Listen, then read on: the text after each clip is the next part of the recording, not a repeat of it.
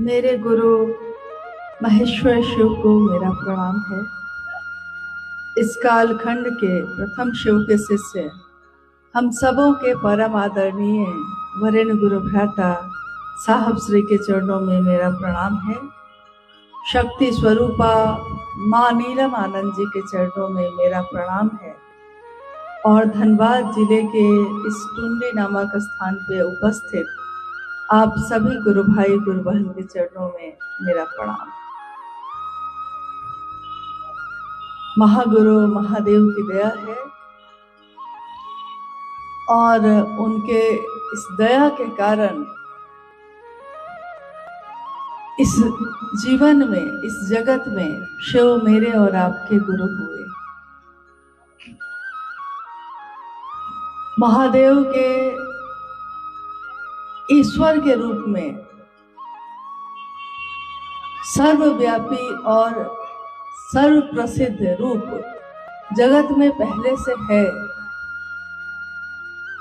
जैसे ही हम कहते हैं महादेव, महादेव का अर्थ ही होता है जो देवों का देव है। तभी सभी देवी देवताओं का भी जो देवता है उन्हीं को कहा जाता है महादेव।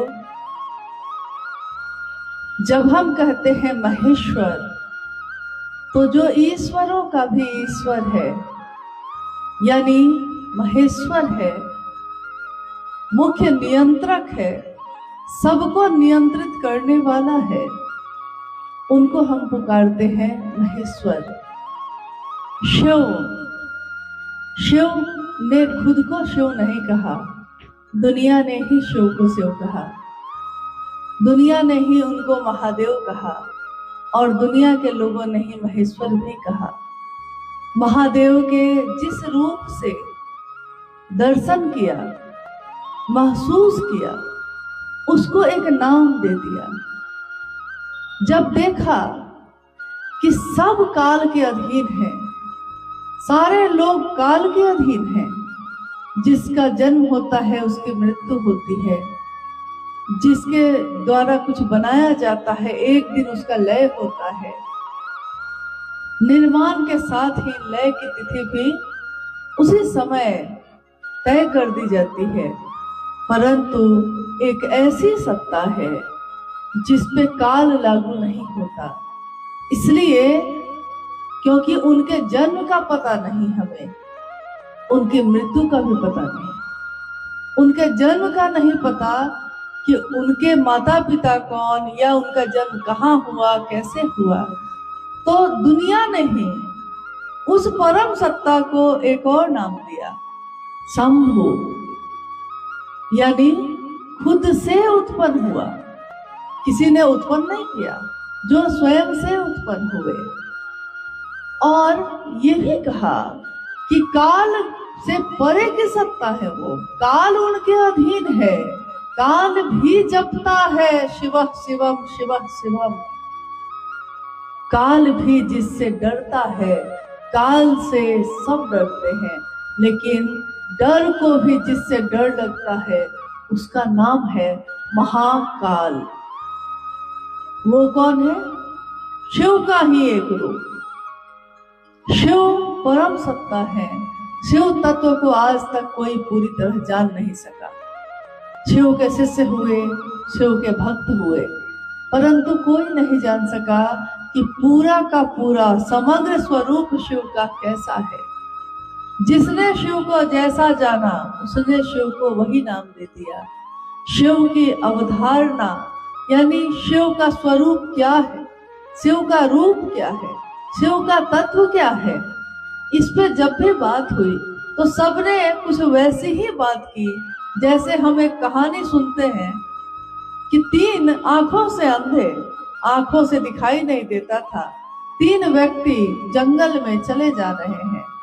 सामने से एक हाथी आ रहा है, इनको नहीं पता, कोई दूर से पुकार के कहता है वहां से हट जाओ, वहां से भागो, सामने हाथी आ रहा है। तो इन लोगों को लगा कि हाथी क्या होता है, क्योंकि आंखों से तो दिखाई नहीं दे रहा था। तो आंखों से दिखाई नहीं दिया, तो उन्होंने सोचा कि हाथी कैसा होता है, चलो हम लोग देखते हैं, खुद के प्रयास से देखते हैं। तो उन्होंने, एक ने जो आंखों से अंधा है, एक ने हाथी के कान को छुआ। हाथी सर झुकाया, उसने उसके कानों को छुआ। कान को छुआ तो देखा छूकर और कहा कि हाथी कैसा है। दूसरे दोनों ने पूछा हाथी कैसा है, तो उसने कहा हाथी सूप जैसा है, पतला है, लचीला है, सूप की तरह है, क्योंकि कान छुआ था। एक ने आगे बढ़कर उसके पांव को ही जोर से पकड़ लिया। तो उससे जब दोनों ने पूछा कि हाथी कैसा है, तो उसने कहा कि हाथी खंभे के जैसा है। और तीसरे ने हाथी के सूंड को पकड़ लिया। नहीं जानता था कि हाथी इतना खतरनाक हो सकता है। भावुकता में, भोलेपन में, निश्चलता में वो हाथी को छुए जा रहा है और सूंड पकड़ लिया। तो कहा कि सूंड अंदर से, ये तो हाथी अंदर से खोखला है और बहुत लचीला है, घूम रहा है बार बार इधर से उधर। देखिए, तीनों ने झूठ नहीं कहा। हाथी का कान तो सही में सूप जैसा है, हाथी का पैर भी खंभे जैसा ही है, हाथी का सूंड भी खोखला है, अंदर से खोखला है और लचीला है। तीनों ने सच बोला है, लेकिन पूरे के पूरे हाथी को वो नहीं जान सका। उससे अगर पूछा जाए पूरा का पूरा हाथी कैसा है बताइए, तो उसको नहीं पता, इसलिए ये खंड में माना जाएगा। हाथी का कान ऐसा है, ये एक खंड है, एक अंश है उसका। वैसे ही दुनिया ने जब महादेव की बात की तो कहा कि महादेव कैसे हैं, तो किसी ने जो उनको जैसा जान पाया, पूरा का पूरा जानना तो संभव नहीं है। शास्त्रों में लिखा है, तव तत्वम न जानामि कीदृश्योऽसि महेश्वर। हे महेश्वर, ईश्वरों के भी ईश्वर महेश्वर, आपके तत्व को कोई नहीं जान सका, आपका तत्व हम नहीं जान सके। तादृशोऽसि महादेव तादृशाय नमो नमः। आप जैसे हैं, जो दिखते हैं, जो आपका तत्व है, उस तत्व को हम प्रणाम करते हैं। तो महादेव के तत्व को कोई नहीं जान सका, लेकिन जिसने खंड में जाना, जिसने इतना जाना कि महादेव काल के ऊपर की सत्ता है, काल का नियंत्रण है उनका, तो उसने महाकाल कह दिया। और किसी ने ये भी जाना कि वो बाबा जैसा है। जैसे मेरे पिता है ना, मुझको बहुत प्रेम करते हैं, पिता से भी ज्यादा प्रेम करने वाला कोई है तो वो बाबा होते हैं। बाबा अपने पोते पोतियों को बड़ा प्रेम करते हैं, तो उसने कह दिया बाबा। इसलिए देवघर में मंदिर का नाम ही है, उस स्थान का ही नाम है बाबा धाम, वैद्यनाथ धाम है। वैद्यों के भी वैद्य कौन है? शिव है। इसलिए उनका एक नाम ये भी है। जो देवघर में मंदिर की स्थापना है उसका नाम है वैद्यनाथ धाम, लेकिन आम बोलचाल की भाषा में हम कहते हैं बाबा धाम। बनारस में जो शिव के मंदिर की स्थापना है उस मंदिर का एक नाम है, लेकिन अमूमन बोलचाल की भाषा में लोग कहते हैं विश्वनाथ, बाबा विश्वनाथ का मंदिर है वो। लेकिन उस मंदिर में जो शिवलिंग जो स्थापित है, उस मंदिर की प्रसिद्धि ज्ञानवापी महादेव के नाम से है। ज्ञानवापी का अर्थ होता है ज्ञान का वपन करने वाला। जैसे खेतों में धान का वपन करते हैं, हम धान को रोपते हैं, उसके पौधे को, बिचड़े को, वैसे ही वो शिव गुरु के रूप में हमारे मन में, मन ही वो खेत है और उसमें वो पौधा ज्ञान का वपन करते हैं, जिसमें कभी पल्लवित पुष्पित होकर ज्ञान बढ़ता है और एक दिन वो शिष्य जो शिव को गुरु बनाता है शिव जैसा हो जाता है। जो शिव की बात करता है, जो शिव की बात सुनता है, वो शिव स्वरूप हो जाता है। ऐसा तो सदियों से लोग कहते हैं, लेकिन गुरु के रूप में गुरु अपने शिष्य को अपने जैसा बनाता है। शिव का एक रूप जो जगत नहीं देखा, जगत गुरु शिव, विश्व गुरु शिव, आदि गुरु शिव। आदि यानी जहां से पहला गुरु कौन है, पहला जहां से प्रारंभ हुआ है, आदि गुरु शिव को कहा गया। योग भी जहां से प्रारंभ हुआ है, आदि योगी शिव को कहा गया। तो इसी तरह जहां से आदि है यानी जहां से प्रारंभ है, आगे भी सारी चीजें उन्हीं से जुड़ी हुई होंगी। इसीलिए शिव को गुरुओं का गुरु, सदगुरुओं का गुरु भी कहा गया। गुरुओं का गुरु यानी शरीरधारी जितने भी गुरु हैं, उनमें अलग अलग तरीके हैं शिष्य बनाने के।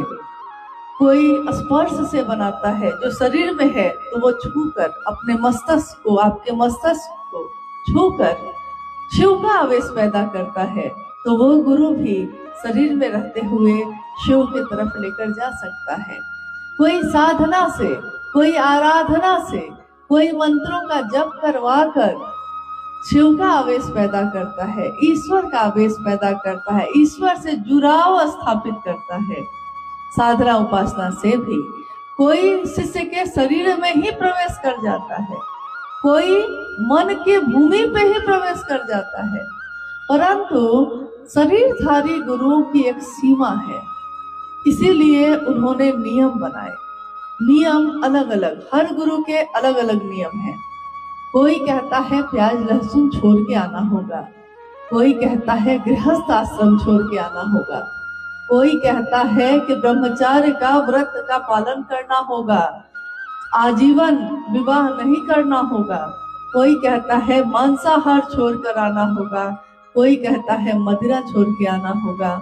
यानी हर गुरु के अपने बंधन है, अपने नियम है, जो उस नियम के अंतर्गत आते हैं, जो उस बंधन से बन के आते हैं, वो शरीरधारी गुरु उसको शिव की तरफ ले जा सकता है। परंतु जब हम बात करते हैं सदगुरु की, सदगुरु भी शरीर में होते हुए गुरु से ऊपर की श्रेणी है, जो शरीर में रहते हैं, परंतु मात्र दया से भी शिव का आवेश पैदा कर सकते हैं, क्योंकि वो शरीर में होते हैं।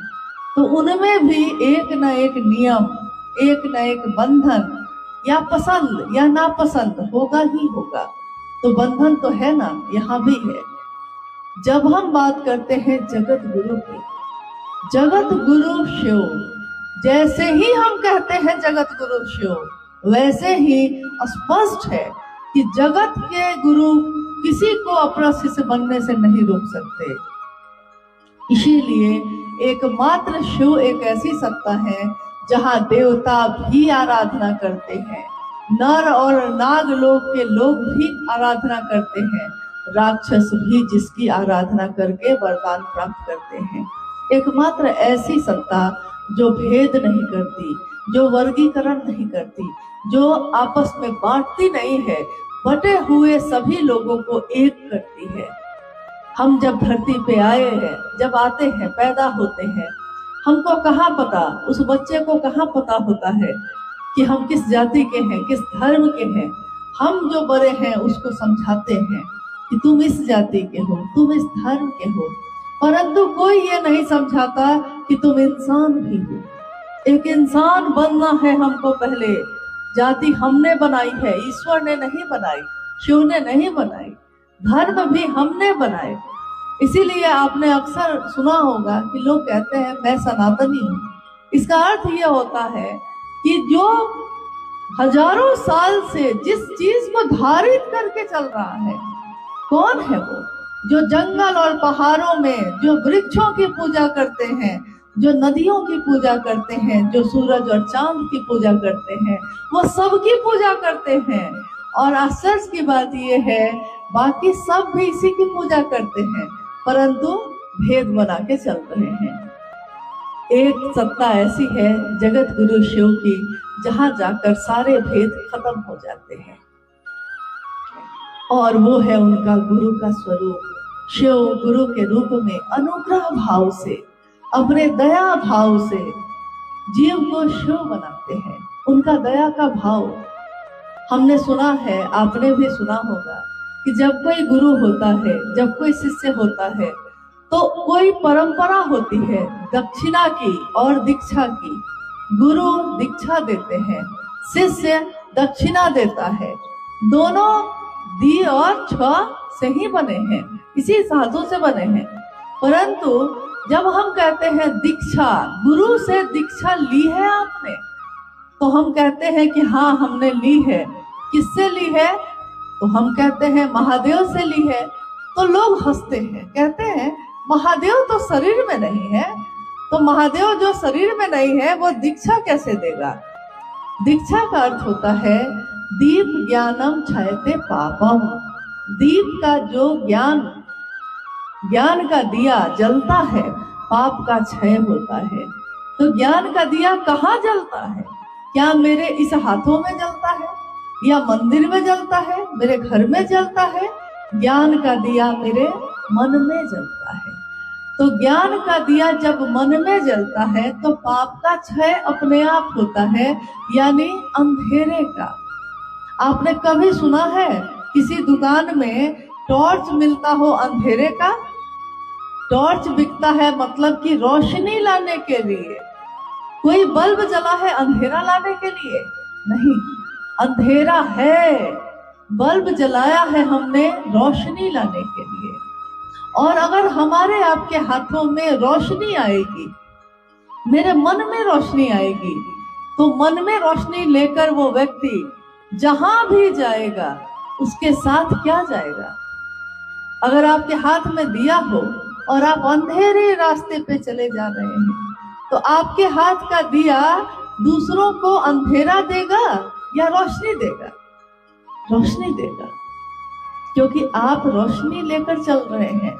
तो कोई शिव की शिष्यता को अपने मन में धारित करके चलेगा तो वो दूसरों को भी सही रास्ता दिखाएगा, दूसरों को भी रोशनी दिखाएगा, वो अंधेरा नहीं दिखा सकता।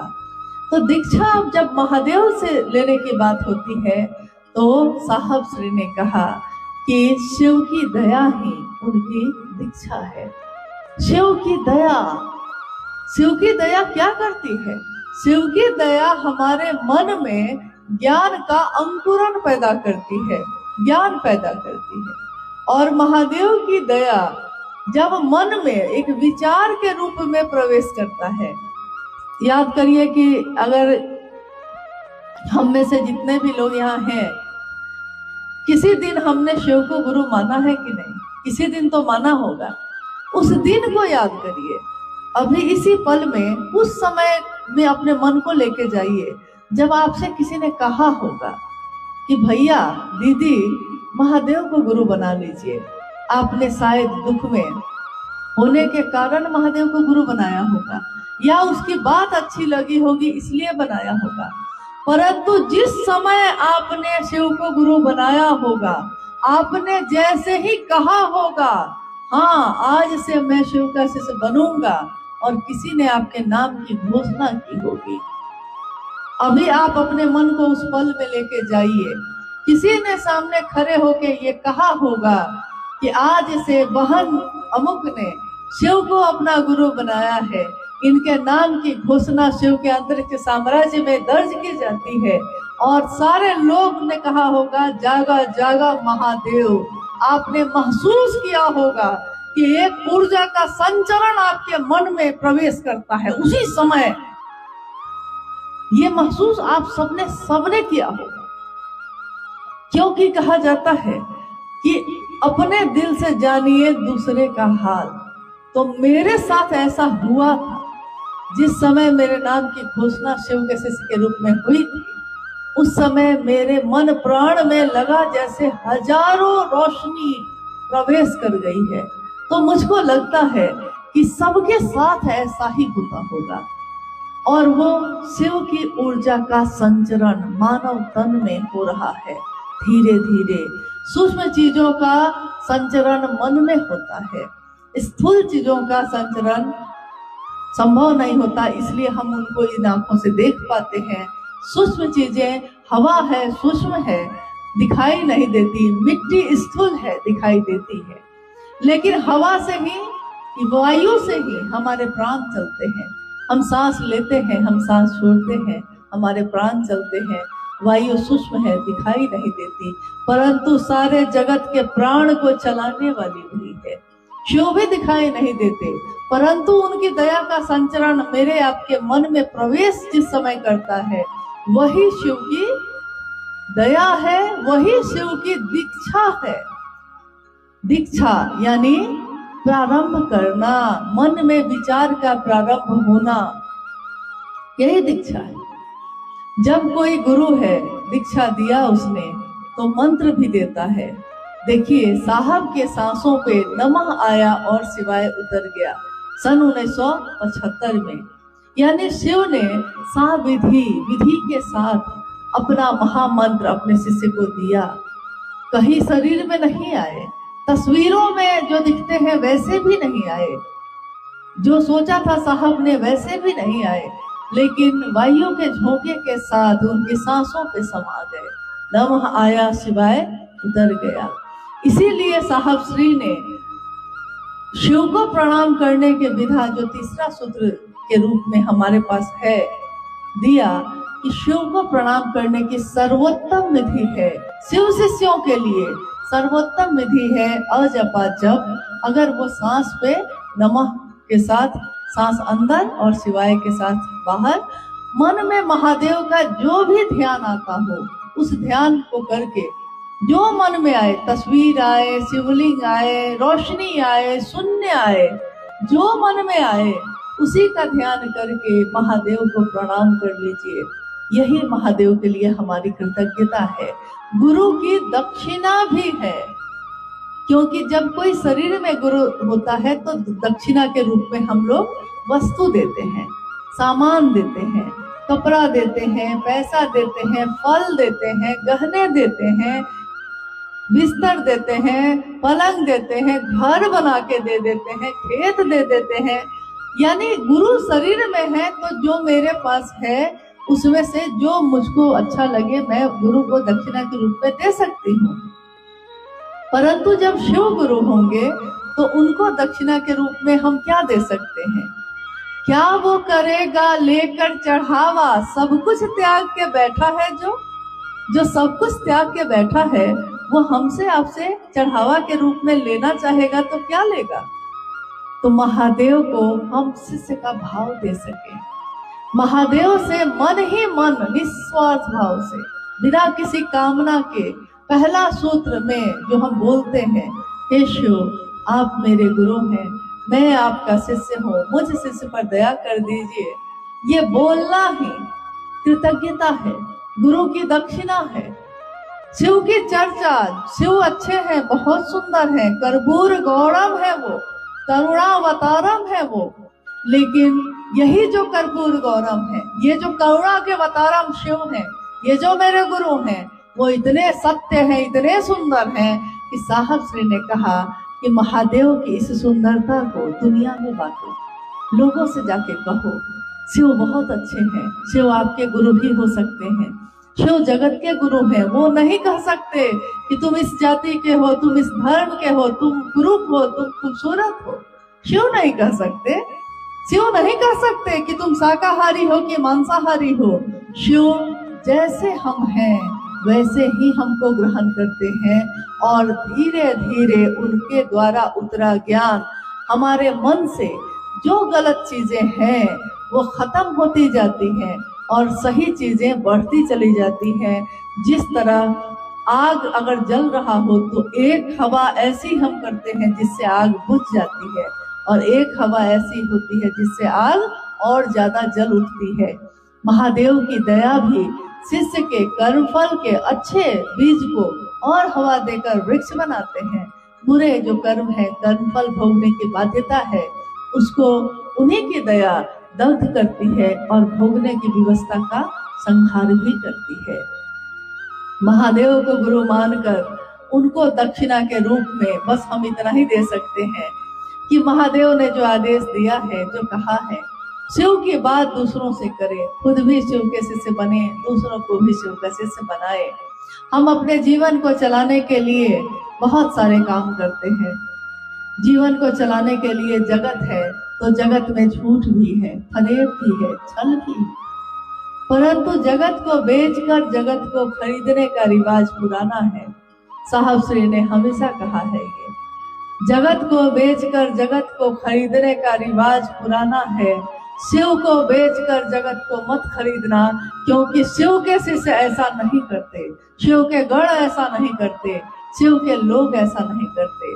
हम शिव के लिए दुनिया को बेच दें, लेकिन शिव को नहीं बेचते। इसलिए उनके इस वाक्य को हमेशा याद रखिएगा। उनके द्वारा दिए हुए शिव की शिष्यता का दान शिव का दान, ऐसा दान जो किसी ने कभी किसी के लिए नहीं किया होगा। हम जो कहते हैं साहब, हम जो कहते हैं दीदी, ये कौन है? शायद आपने, कुछ लोगों ने तो शरीर में उनका दर्शन किया होगा, कुछ ने नहीं किया होगा। किसी ने हाल में शिव को गुरु माना होगा, तो शायद उसने सशरीर दर्शन ना किया होगा। लेकिन शिव के शिष्य साहब एक ही व्यक्ति को कहते हैं, वरेण्य गुरु भ्राता साहब श्री हरिदानंद जी। इसके अलावा हमारे वरेण्य और कोई दूसरे नहीं हो सकते। हम दीदी नीलम आनंद को पुकारते हैं। हम सबकी दीदी माँ एक ही है, माँ नीलम आनंद। और ये दोनों वो है जिन्होंने शिव शिष्य बनने में हमारी मदद की। महादेव तो थे ही, दुनिया तो थी ही, लेकिन महादेव का शिष्य हम कैसे बन सकते हैं, ये बताने वाला कोई नहीं था। महादेव की पूजा हो रही थी, महादेव के महामृत्युंजय मंत्र का जप हो रहा था, महादेव के अनेक रूपों का दर्शन दुनिया करके चमत्कृत हो रही थी, परंतु महादेव मेरे दिल में भी स्थापित हो सकता है, ये बात हमको किसी ने नहीं बताई। सबने तो यही कहा कि महादेव की स्थापना मंदिर में होगी, लेकिन मंदिर के साथ साथ महादेव की स्थापना दिल में भी होगी। ये बात साहब और दीदी ने बताई है। और ये बात है कि किसी ने अगर जीवन में एक गिलास पानी भी आपको पिलाया है तो उसने एहसान किया, उसकी कृतज्ञता हम भूल नहीं सकते। और यहाँ तो साहब और दीदी ने महादेव का ही दान कर दिया, महादेव को ही दे दिया। तो सोचिए कि हम कितना भी उनका नाम लेंगे, हम उनके प्रति अपनी कृतज्ञता को प्रकट नहीं कर सकते।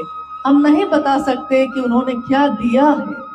इतना दिया महादेव ने मुझको जितनी मेरी औकात नहीं, इतना दिया महादेव ने मुझको जितनी मेरी औकात नहीं। ये तो कर्म है उनका, वरना मुझ में तो ऐसी बात नहीं, हम सब में तो ऐसी बात नहीं थी कि महादेव मेरे शिष्य, हम उनके शिष्य बनते, महादेव मेरे गुरु बनते। आज हम गर्व से कहते हैं कि शायद दुनिया में हमारे पास कोई ऐसी चीज बहुत अच्छी ना हो। हमने सुंदर होना चाहा ना हुए, हमने स्वस्थ होना चाहा ना हुए, हमने सबसे अमीर होना चाहा ना हुए, कोई ना कोई हमसे ज्यादा है, परंतु एक चीज तो हमारे पास ऐसी मिली, इस कलयुग में मिली, जिस युग के बारे में लोगों ने कहा कि इस युग में महेश्वर और चंडी की पूजा होगी, ये एक ऐसा युग होगा। पूर्व में पूर्वजों ने कहा, शास्त्रों में लिखा गया कि ये एक ऐसा युग होगा जिस युग में पाप और अनाचार का बोलबाला होगा। ये एक ऐसा युग होगा जिसमें धर्म से लोग विमुख हो जाएंगे। ये एक ऐसा युग होगा जिसमें गुरु और शिष्य परंपरा जाती रहेगी। परंतु शिव पुराण में ही लिखा है कि जब ये सारा जगत ऐसा हो जाएगा तो पूरे जगत के सामने एक ही विकल्प बचेगा, नमः शिवाय। शिव को प्रणाम करने के सिवा कुछ भी नहीं बचेगा, कोई विकल्प नहीं बचेगा। और आज हमारा सौभाग्य है कि हम सब ने इस कलयुग में जन्म लिया। हमने अपनी आंखों से शिव के शिष्य को चलते देखा, बोलते देखा, सुना इन कानों से उनकी बातों को, और शिव शिष्यता की बगिया, इसके फूलों को खिलते देखा, महकते देखा, सुवासित होते देखा है। ये हम सबका न जाने कितने जन्मों का कर्म फल होगा, अच्छे कर्म होंगे कि हमने ये प्राप्त किया है।